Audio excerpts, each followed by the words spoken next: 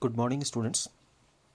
Students, as we were discussing about various types of diseases which are found in human beings or which may ill human beings, and I told you that these diseases are categorized into two categories: infectious and non infectious diseases. So, students, today I want to discuss some infectious diseases with you. Actually, what are infectious diseases? As you know very well that कि infectious diseases are those diseases which can transmit from an infected person to a healthy person, यानी कि these are the diseases which can transmit from an infected person, एक infected person से ये एक healthy person तक transmit हो सकती हैं, and these are caused by some pathogens. And I told you in the previous video what are pathogens. Pathogens are basically disease causing agents. So today I will discuss mainly about the bacterial diseases. Means the pathogen is bacteria, means the disease causing agent is bacteria. So here in our syllabus there are two bacterial diseases which we have to discuss: typhoid and pneumonia.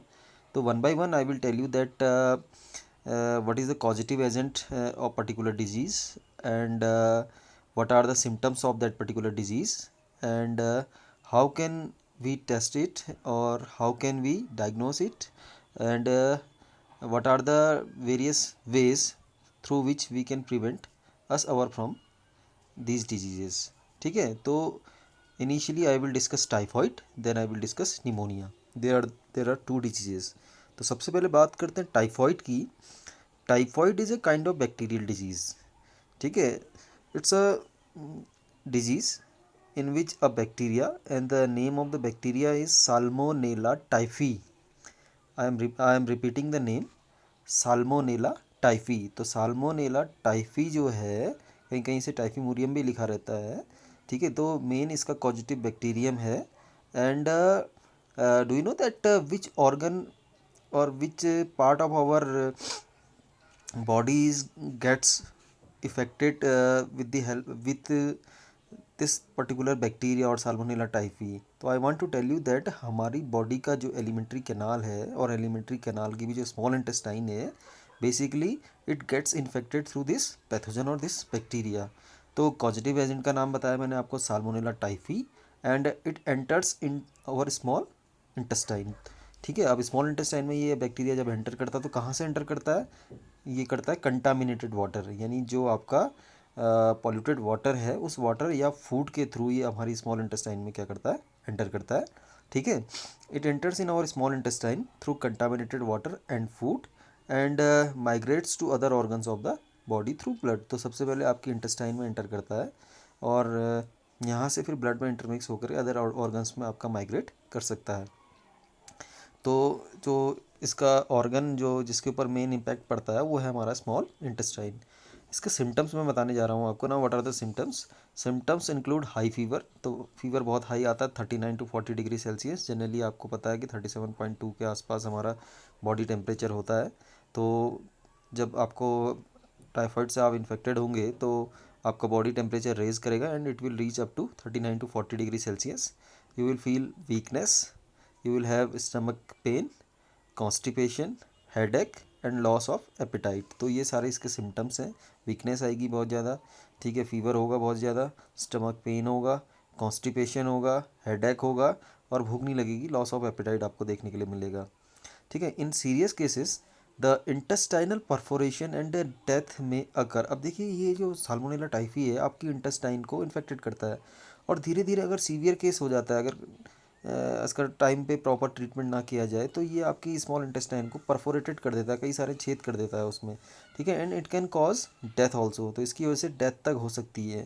तो do you know that जब हम जाते हैं आपके pathologist के पास तो वो आपका ब्लड सैम्पलिंग करते हैं, तो कौन सा टेस्ट करते हैं विडॉल को आइडेंटिफाई कर, सॉरी ये टाइफाइड को आइडेंटिफाई करने के लिए? तो ये जो टेस्ट होता है, this test is called as Widal test.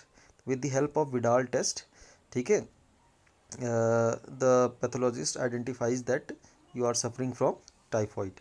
ठीक है, तो अब प्रिवेंशन लेना है तो प्रिवेंशन कैसे लेंगे? We should have always take safe drinking water और क्लीन ड्रिंकिंग वाटर, बिकॉज ये कंटामिनेटेड वाटर और फूड के थ्रू ही क्या होता है? स्प्रेड होता है. Now the next disease is pneumonia. Pneumonia is another kind of bacterial disease, ठीक है। And the causative agent, basically जो निमोनिया का कॉजेटिव एजेंट है, जो बैक्टीरिया पैथोजन है, इसको बोलते हैं स्ट्रेप्टोकोकस निमोनी। स्ट्रेप्टोकोकस निमोनी, या इसका दूसरा एक अदर पॉजिटिव एजेंट भी होता है। बेसिकली तो जो मेजॉरिटी में पाया जाता है वो तो आपका स्ट्रेप्टोकोकस निमोनी होता है, और दूसरा जो है हीमोफिलस इन्फ्लुएंजी, हीमोफिलस इन्फ्लुएंजी, ठीक है। तो बेसिकली अगर एग्जाम्स में पूछते हैं तो आप लिखेंगे स्ट्रेप्टोकोकस निमोनी।